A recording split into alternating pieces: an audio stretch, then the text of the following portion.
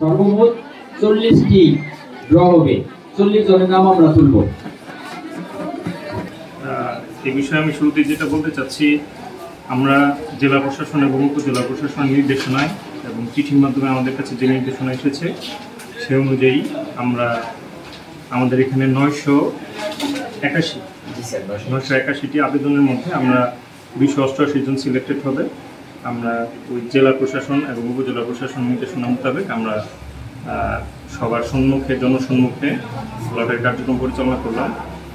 আপনারা নিজেরাই দেখেছেন, অবগত আছেন যে আমরা সুষ্ঠুভাবে মূল তালিকা এবং যেন এর মধ্যে যদি কোনো বেনিফিশিয়ারি এমন থাকে যে হচ্ছে অযোগ্য বলে বিবেচিত, অযোগ্য বলতে যে তারা এটার জন্য যোগ্য না বা তারা হচ্ছে ধনী ব্যক্তি বা অন্যরকম অন্যদিকে তাদের আধিক্য আছে বা অন্য বিভিন্ন সুযোগ সুবিধা তারা পেয়ে থাকে, এরা বাদে মানে এদের সহ আমরা একটা 40 জনের টোটাল নিয়েছি, যার মধ্যে হচ্ছে আমরা কিছু অপেক্ষমান তালিকা রেখেছি। যদি আমরা যোগ্য না পাই সেক্ষেত্রে অপেক্ষমান তালিকা থেকে আমরা যোগ্যদের নির্ধারণ করব। মাসে হচ্ছে 30 কেজি করে, এটা আগে ছিল আমাদের হচ্ছে 24 মাস, এখন যে নতুন অনুযায়ী নির্দেশনা অনুযায়ী এটা হচ্ছে 30 মাস পর্যন্ত 30 কেজি করে চাল।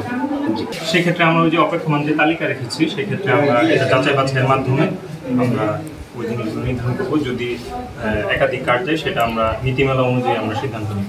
সামনে হচ্ছে 25-26 অর্থ বছরের জুলাই থেকে কার্যক্রম শুরু হবে। তবে বলেছেন যেহেতু এটা 20 থেকে 50 বছরের মধ্যে, তো এটা নিয়ে সরকারের আরও অধিক চিন্তা ভাবনা আছে যেন হচ্ছে জিনিসটা এটা হচ্ছে একটা নামমাত্র সরকার একটা বেনিফিট দিচ্ছে, যে এটার মধ্যে যেন তারা সীমাবদ্ধ না থেকে সরকার বিভিন্ন প্রশিক্ষণ বা তাদেরকে বিভিন্ন প্রশিক্ষণ স্থায়ীভাবে তাদের পুনর্বাসন করার জন্য একটা ব্যবস্থা করা যায়, সরকার সেভাবে চিন্তা ভাবনা। সর্বমোট 40টি ড্র হবে। 40 জনের নাম আমরা তুলব।